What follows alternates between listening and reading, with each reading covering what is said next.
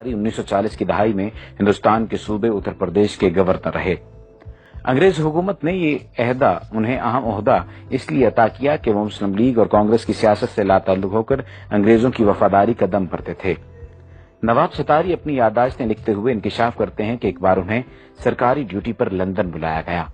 उनके एक पक्के अंग्रेज दोस्त ने, जो हिंदुस्तान में कलेक्टर रह चुका था, नवाब साहब से कहा, आइए आपको एक ऐसी जगह की सैर कराऊं जहां मेरे ख्याल में आज तक कोई हिंदुस्तानी नहीं गया होगा।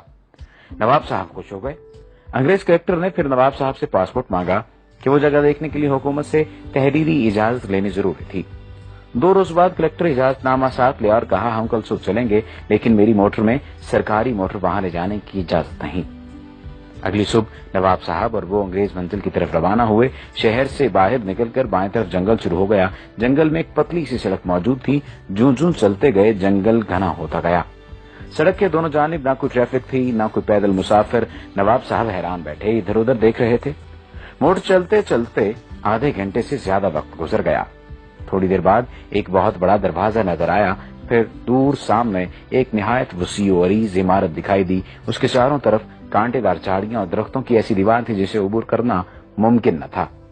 इमारत के चारों तरफ जबरदस्त फौजी पहरा था। इस इमारत के बाहर फौजियों ने पासपोर्ट और तहरीरी इजाजतनामा गौर से देखा और हुक्म दिया कि अपनी मोटर वहीं छोड़ दें और आगे जो फौजी मोटर खड़ी है उसमें सवार हो जाएं।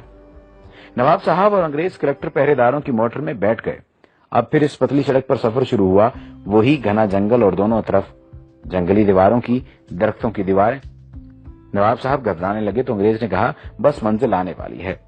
आखिर दूर एक और सिर्फ पत्थर की बड़ी इमारत नजर आई तो फौजी ड्राइवर ने मोटर रोक दी और कहा, यहाँ से आगे आप सिर्फ पैदल जा सकते हैं। रास्ते में कलेक्टर ने नवाब साहब से कहा, याद रखें आप यहाँ सिर्फ देखने आए हैं, बोलने या सवाल करने की बिल्कुल इजाजत नहीं। इमारत के शुरू में वसी दालान था। उसके पीछे मुतअद्दिद कमरे थे। दालान में दाखिल हुए तो एक बारिश नौजवान अरबी कपड़े पहने, सर पर अरबी रुमाल लपेटे एक कमरे से निकला। दूसरे कमरे से ऐसे ही 2 नौजवान और निकले। पहले ने अरबी लहजे में अस्सलाम वालेकुम कहा, दूसरे ने वालेकुम अस्सलाम, क्या हाल है। नवाब साहब ये मंजर देखकर हैरान रह गए। कुछ पूछना चाहते थे लेकिन अंग्रेज ने फौरन इशारे से मना कर दिया। चलते चलते एक कमरे के दरवाजे पर पहुंचे। देखा कि अंदर मस्जिद जैसा फर्श बिछा है। अरबी लिबास में मलबूस मुतअद्दिद तलबा फर्श पर बैठे हैं। उनके सामने उस्ताद बिल्कुल इसी तरह बैठे सबक पढ़ा रहे हैं जैसे इस्लामी मदरसों में पढ़ाते हैं। तलबा अरबी और कभी अंग्रेजी में उस्ताद से सवाल भी करते। नवाब साहब ने देखा कि किसी कमरे में कुरान मजीद पढ़ाया जा रहा है, कहीं किरात सिखाई जा रही है, कहीं तफसीर का दर्स हो रहा है, किसी जगह बुखारी शरीफ का दर्स दिया जा रहा है और कहीं मुस्लिम शरीफ का। एक कमरे में मुसलमानों और मसीहों के दरमियान मुनाजरा हो रहा था। एक और कमरे में फ़क़ी मसाइल पर बात हो रही थी। सबसे बड़े कमरे में कुरान का तर्जुमा मुख्तलिफ जुबानों में सिखाया जा रहा था।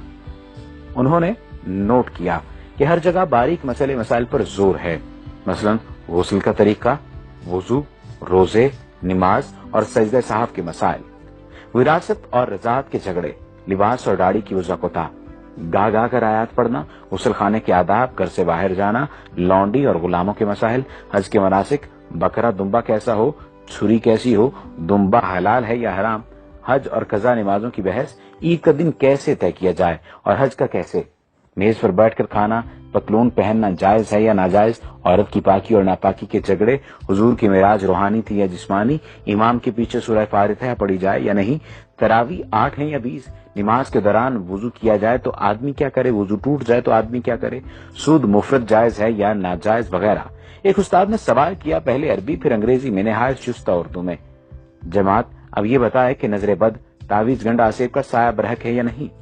35-40 की जमात बैक वक्त बैक आवाज पहले अंग्रेजी में बोली ट्रू ट्रू, फिर अरबी में यही जवाब और फिर उर्दू में।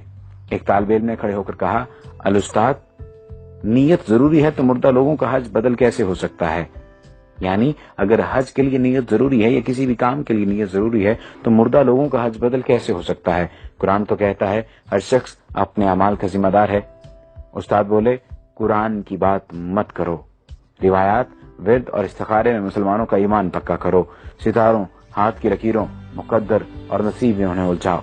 ये सब देखकर वो वापस हुए तो नवाब सतारी ने अंग्रेज कलेक्टर से पूछा, इतने अजीम दीनी मदरसे को आपने क्यों छुपा रखा है। अंग्रेज ने कहा, अरे भाई, इन सब में कोई मुसलमान नहीं, ये सब ईसाई हैं। तालीम मुकम्मल होने पर इन्हें मुसलमान मुल्कों खुसूसन मशरक़ वसता, तुर्की, ईरान और हिंदुस्तान भेज दिया जाता है।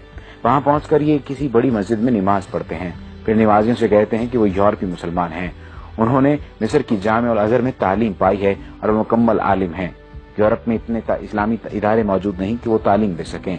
वो सिर्फ 10 तनख्वाह नहीं चाहते, सिर्फ खाना, सिर छुपाने की जगह दरकार है। फिर वो मुअज्जिन, पेश इमाम बच्चों के लिए कुरान पढ़ाने के तौर पर अपनी खिदमत पेश करते हैं। तालीमी इदारा हो तो उसमें उस्ताद मुकर्रर हो जाते हैं, जुमे के खुतबे तक देते हैं।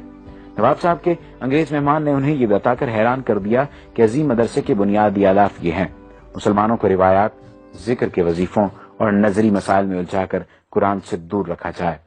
हुजूर अकरम सल्लल्लाहु अलैहि वसल्लम का दर्जा जिस तरह भी हो सके घटाया जाए।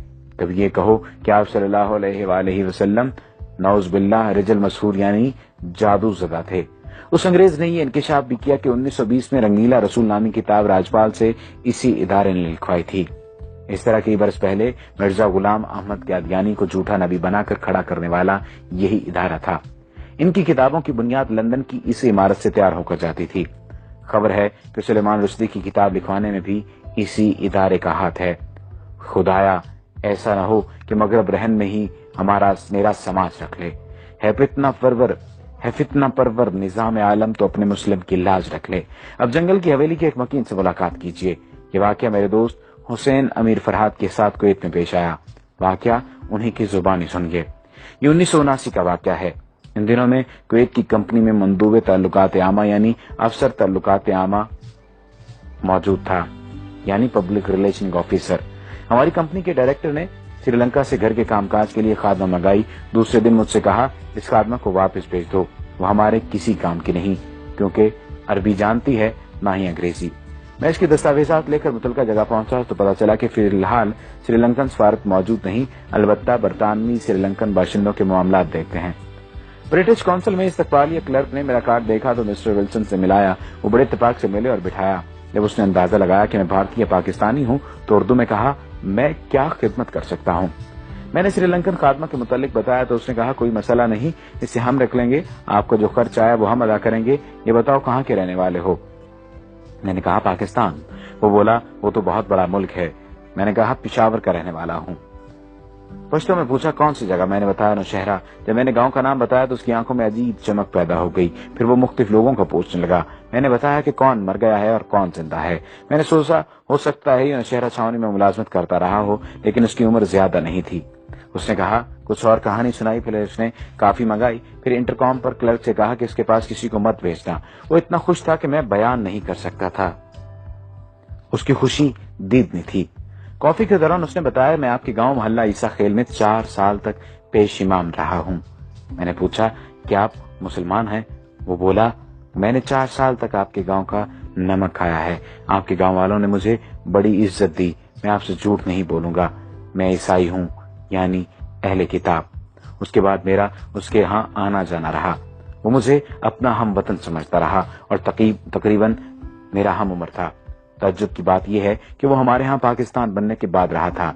एक दिन मैंने पूछा, आप पठानों का खाना कैसा खाते रहे, यानी आपको जायका अजीब नहीं लगता था, कैसे खाते थे आप? वो कहने लगा, आप लोगों का खाना इतना मजेदार होता है कि मैं यहाँ आज भी घर जाते हुए ईरानी तंदूर से रोटी लेकर मोटर में रोटी खाता हूँ। जब मैं कुवैत से पाकिस्तान आ रहा था तो मैंने इससे वही सवाल पूछा जिसे वो हमेशा टालता रहता था। मैंने दरियाफ्त किया, अब तो बता दो कि तुम ईसाई होकर पठानों के गांव में रूखी सूखी क्यों खाते थे और पेश इमाम की खिदमत अंजाम देते रहे, आखिर क्यों? वो काफी देर तक सर झुकाए सोचता रहा। फिर सर उठाकर मेरी आंखों में झांका और कहा, हमें अपने मुल्क के मफादात की खातिर बात औकात बहुत कुछ करना पड़ता है। हमारे यहाँ लंदन के मज़ाफ़ात में एक मरकज है जहाँ शक्ल शुबहात देकर अंग्रेजों को बैरूनी मज़ाहिब और जुबानों की तालीम दी जाती है। वहाँ से फारुग तहसील होकर फिर हमें मुख्तलिफ इलाकों में भेजा जाता है। गाँव आकर मैंने मोहल्ला ईसा खेल के बुजुर्गों को ये वाक़या सुनाया तो एक बूढ़े तालिब गुल ने कहा, मुझे शक पड़ा था मगर सब कह रहे थे कि ये चित्राली है। वहाँ अक्सर चित्राली मौलवी पेश इमाम हैं, वो भी गोरे हैं, बिल्कुल अंग्रेजों की तरह। फिर तालिब गुल ने कहा, चलो भाई अब 4 साल की नमाजें लौटाएं जो हमने अंग्रेज के पीछे पढ़ी। खाना खराब हो उसका। जब मैंने जंगल की हवेली के मुतालिक पढ़ा तो मुझे यकीन हो गया कि मिस्टर बैलन जरूर जंगल की हवेली का परवरदा था। ये मजमून 90 की दहाई में उर्दू डाइजेस्ट में शाया हुआ था। यहूद व हनूद की साजिशें बदस्तूर जारी हैं। یہ مضمون اس نیت سے ضروری ترمیم اور اضافے کے ساتھ دوبارہ بھی شائع کیا گیا تاکہ سادہ لوگ مسلمان باخبر رہیں کہ دشمن انہیں کمزور کرنے کے لیے